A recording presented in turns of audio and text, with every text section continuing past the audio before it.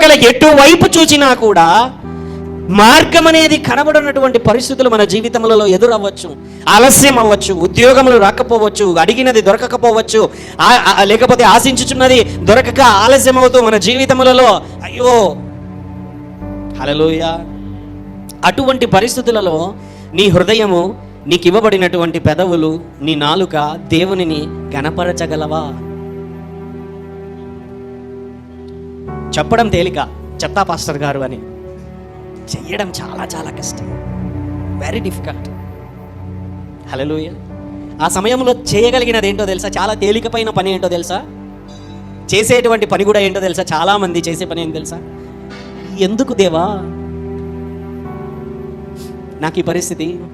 నన్ను మోసం చేసావు దేవా, నువ్వు నాకు వాగ్దానం ఇచ్చి దానిని నెరవేర్చలేదే. నువ్వు ఎందుకు నాకు ఈ సమస్య తీసుకుని వచ్చావు? ఈ ఇరుకు నాకు తీసుకొని వచ్చావు, ఈ ఇబ్బందిని నాకు తీసుకొని వచ్చావు. నువ్వు మోసం చేస్తున్నావా?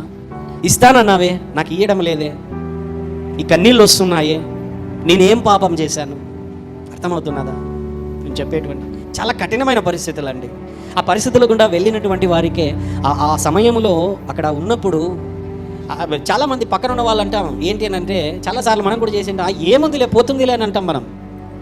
వాళ్ళ కాళ్ళల్లో, వాళ్ళ షూస్లో మనం కూడా కాళ్ళు పెట్టినప్పుడే మనకు అర్థమవుతుంది. ఎవరికైనా ఏదైనా అనారోగ్యం వచ్చిందంటే ఏముంది వెళ్ళిపోతుంది అని అంటాం, మనకు వచ్చినప్పుడు తెలుస్తుంది అది.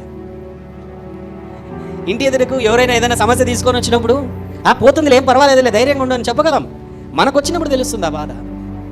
హల్లెలూయా. ఆవేదన పడుతూ కన్నీళ్లతో ఉన్నప్పుడు ఆ సమయంలో నీ నోటి మాటలు, నీ హృదయ ధ్యానము దేవుని దృష్టికి అంగీకారమైనదైతే ఎంత మనోహరము, ఎంత మేలు, ఎంత బాగుంటుంది. అన్ని పరిస్థితులు మెల్లగా ఉన్నప్పుడు, సమాధానముగా ఉన్నప్పుడు దేవునిని గణపరచుట, స్తుతించుట, గంతులు వేయుట, ఆరాధించుట చాలా తేలిక. సంతోషం ఉంటుంది కాబట్టి గంతులు కూడా వేస్తాం. కన్నీరు గారుతున్నప్పుడు, హృదయము నలగగొట్టబడినప్పుడు, పిండి వేయబడుతున్నప్పుడు దేవా స్తోత్రము అని చెప్పగలమా? ఆలోచిస్తున్నారా నేను చెబుతున్నటువంటి మాటలు? హల్లెలూయా.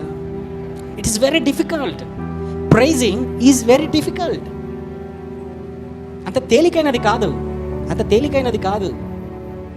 ఎందుకంటే సాతాను తీసుకుని వచ్చే శోధనలు, శ్రమలు ఎలాగుంటాయనంటే అవి చిన్నవైనా కూడా మన మనస్సు మీద చాలా పెద్ద పరిస్థితిని తీసుకొని వస్తాయి. చిన్న వస్తువు ఉన్నది. ఒకసారి నేను చూశాను, ఒక టీచర్ తన క్లాస్లో తన స్టూడెంట్స్కి ఎక్స్ప్లెయిన్ చేస్తున్నాడు. దీని బరువు ఒక 100 గ్రాములు ఉంటుంది అంతే. చిన్న వస్తువు తన చేతిలో ఇలాగ పెట్టాడు. చేతిలో పెట్టాడు. ఎంతసేపు మోయగలం చెప్పండి దీన్ని? బరువు ఇది? బరువు ఉంటుందా ఇది? ఏం బరువు ఉండదు, అవునా? సరే, ఎంతసేపు అలాగ మోయగలను దీన్ని నేను? ఎంతసేపు మోయగలం చెప్పండి గట్టిగా? ఒక 5 నిమిషాలు, ఒక 10 నిమిషాలు. తర్వాత ఏమైపోతుంది?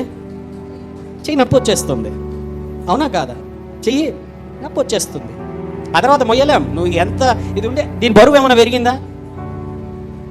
10 నిమిషాలు ఏమైనా పెరిగిందా దీని బరువు? ఏమన్నా ఏం పెరగలే. కానీ ఏమైపోతున్నది? నా చెయ్యి అనేది నొప్పిస్తుంటున్నది. అలాగనే ఉంటున్నాయి మన జీవిత పరిస్థితులు. సమస్య మన జీవితంలో కొన్నిసార్లు అది చిన్నదైనా ఏం చేస్తున్నామంటే దానిని మోయడం మోయడం మోయడం మోయడం మోయడం మోయడం మోయడం మోయడం మోయడం ఆలస్యమో ఆలస్యమో ఆలస్యం అవ్వడం.